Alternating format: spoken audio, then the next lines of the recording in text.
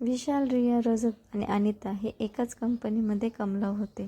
त्यांची एकमेकांची चांगलीच मैत्री होती. विशाल आणि रिया हे एकमेकांना डेट पण करत होते. त्यांनी या विकेंडला शहरापासून थोडं दूर एका जंगलात कॅम्पिंग करण्याचे ठरवले. त्यांनी कॅम्पिंगसाठी लागणारे त्यांचे तंबू, ब्लँकेट्स, कपडे तसेच ग्रिल करून खाऊ शकणारे खाद्य, मॅगीसारखे फास्ट फूड आणि ड्रिंक्स पॅक केले. शहरापासून जंगलापर्यंत पोहोचायला त्यांना 4-5 तास तरी लागले. सूर्य कलाटणीला लागला होता. वाटेत येताना जंगली जनावरांपासून सावध राहा असे सांगणारे बरेच फलक त्यांनी पाहिले. पण ते चौघे साहसासाठी एकदम सज्ज झाले होते. अशा सूचनांनी ते घाबरून न जाता उलट त्यांची उत्कंठा अजूनच वाढली होती. जंगलातल्या एका तलावाजवळ निर्जन ठिकाणी त्यांनी त्यांचे तंबू ठोकले. त्यांनी त्यांची शिबिराची जागा तयार केली. विशाल आणि रजत यांनी लाकडे गोळा करून कॅम्प फायर चालू केला. सोबत आणलेले ग्रिलिंगचे खाद्य मस्त भोजन करून भाजून त्यांनी त्यावर ड्रिंकची मजा घेत गप्पा आणि गाण्यात रात्र घालवायची असा त्यांचा बेत होता. रात्र एकदम मजेत चालली होती. खाणे आणि ड्रिंक्स करता करता त्यांच्या गप्पा चांगल्याच रंगल्या होत्या. त्यांनी सोबत आणलेल्या ब्ल्यूटूथ स्पीकरवर त्यांच्या आवडीची गाणी पण लावली होती. सगळं मजेत चालू असताना अचानक त्यांना दुरून एका जनावराचा मोठ्याने ओरडण्याचा आवाज ऐकू आला. त्यांनी घाबरून एकमेकांकडे पाहिले आणि आश्चर्यचकित झाले. त्यांना माहीत नव्हते की तो नक्की कोणाचा आवाज होता. कदाचित एखादा जंगली कुत्रा वगैरे असेल. विशाल सगळ्यांना शांत करण्याचा प्रयत्न करत म्हणाला, किंवा लांडगा. रिया थोडी घाबरत म्हणाली, किंवा अस्वल. पंजाचा हावभाव करत रजत थोड्या मिश्किलीने म्हणाला, किंवा एखादा राक्षस. अनिता थोड्या गंभीर मुद्रेने म्हणाली. त्यांनी थोडे हास्यविनोद केले आणि आवाजाकडे दुर्लक्ष करण्याचा प्रयत्न केला. ते गप्पा मारत राहिले आणि खाणे आणि ड्रिंक्स करत राहिले. पण बाजूच्या झाडाझुडपात कोणीतरी आहे ही भावना त्यांना झटकून टाकता आली नाही. अचानक त्यांना आणखी एक ओरडण्याचा आवाज आला. यावेळी जवळून आणि मोठ्याने. सगळे यावेळी चांगलेच दचकले. त्यांनी आजूबाजूला पाहिले आणि आवाज ज्या दिशेने आला त्या दिशेने काही दिसतंय का हे पाहण्याचा प्रयत्न केला. तू ऐकलंस का? रियाने विशालच्या हाताला हात धरून विचारले. हो, मी ऐकलं. विशाल टॉर्च पकडत म्हणाला. कदाचित आपण जाऊन बघितले पाहिजे. नक्की काय आहे ते? वेडा आहेस का?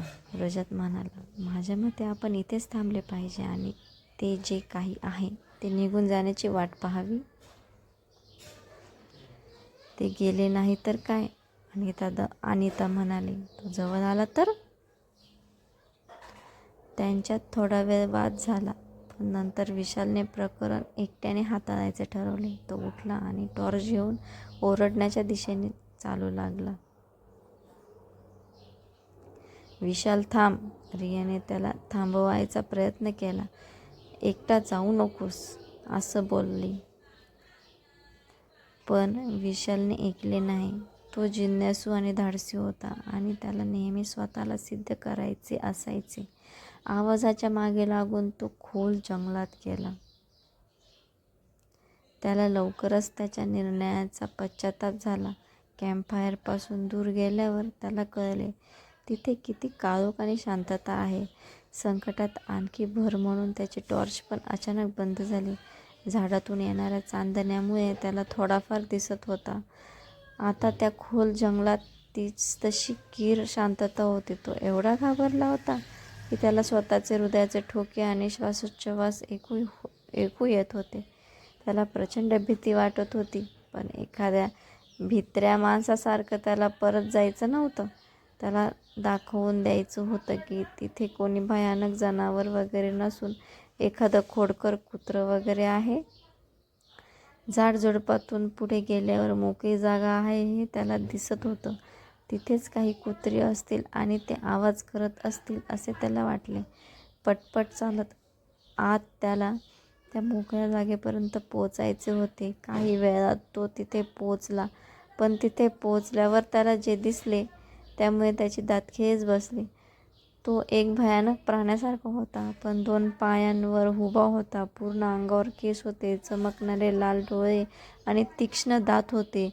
तो लांडगा आणि माणूस यांच्यातील क्रॉस वाटत होता.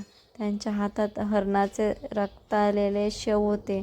तो विशालकडे टक लावून पाहत होता. तो एक वेअरवुल्फ होता. विशाल ओरडला, मागे वळला आणि शक्य तितक्या वेगाने कॅम्पसाईटकडे पळत सुटला. त्याला आशा होती की त्याचे मित्र अजूनही तेथेच असतील. आगीचा झगमगणारा प्रकाश दिसेपर्यंत तो पराकोटीचे प्रयत्न करत धावत राहिला. तो शिबिराच्या ठिकाणी पोहोचला, जेथे त्याचे मित्र त्याची वाट पाहत होते. विशालला बघून ते सुखावले, पण त्याची अवस्था पाहून ते आणखीनच घाबरले.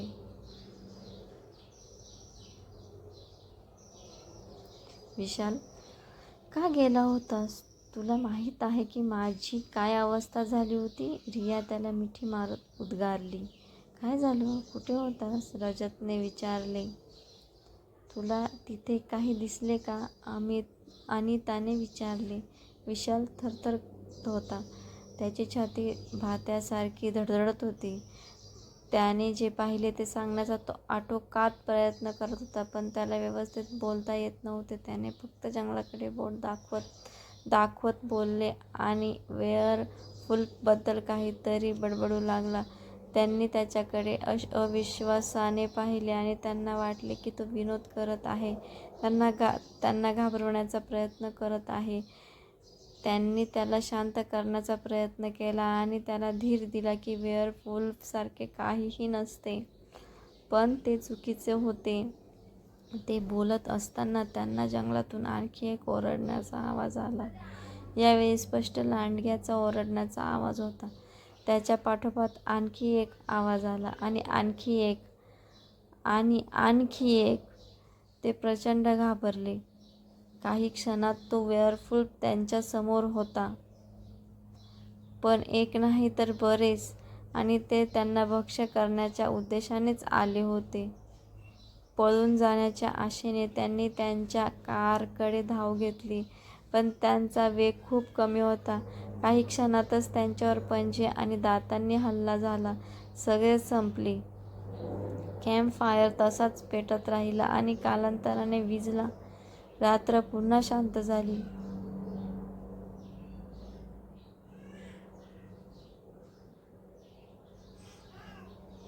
ही होती मराठी हॉरर स्टोरी फायर.